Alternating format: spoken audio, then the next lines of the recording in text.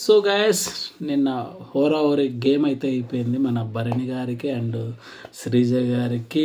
వాళ్ళ తరపున మన ఇమాన్యుయల్ భరణి గారికి అండ్ మన పవన్ కళ్యాణ్ అండ్ శ్రీజ తరపున.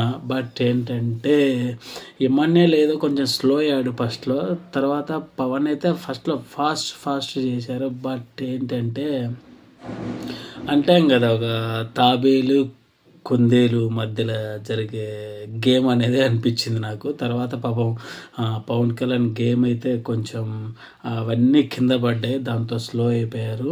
ఇమాన్యుయల్ అయితే కొంచెం తెలివిగా ఆడాడు, స్లోగా ఆడి ఆ పైప్స్ అయితే, ఆ కలర్ పైప్స్ అయితే ఫుల్ఫిల్ చేసి గేమ్ విన్ అయ్యాడు. అలాగే భరణి గారికి చాలా ప్లస్ అయిందనమాట ఇమాన్యుయల్ అండ్ భరణి. మనకి ఇప్పుడు ఈ హౌస్లో ఎవరుంటారు ఎవరు వెళ్ళిపోతారు అనేది క్లియర్ కట్ అయితే మనకు తెలుస్తుంది. మ్యాక్సిమం భరణి గారే హౌస్లో కంటిన్యూ అయ్యేటట్టున్నారు.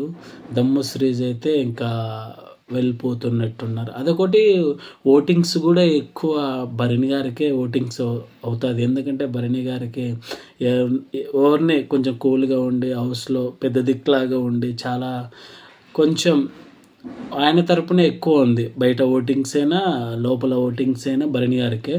దమ్ము శ్రీజ్ అంటే ఇప్పుడిప్పుడే కొంచెం అవుతుంది, బెటర్ లక్ నెక్స్ట్ టైం అనుకోవచ్చు శ్రీజకి.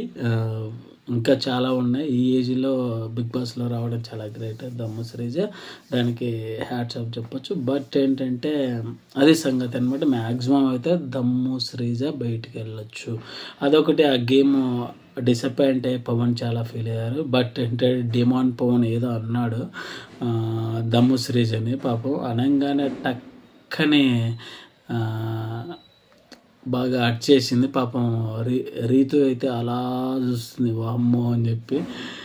బట్ ఇంకా మ్యాక్సిమం అయితే హౌస్లో ఎవరు ఉంటారు ఎవరు వెళ్ళిపోతారు అని మనకు ఆల్రెడీ తెలిసిపోతుంది. బట్ ఏంటంటే ఈరోజు ఎపిసోడ్ చూడాలి, చూసి అది కూడా కన్ఫర్మ్ చేసుకుందాం.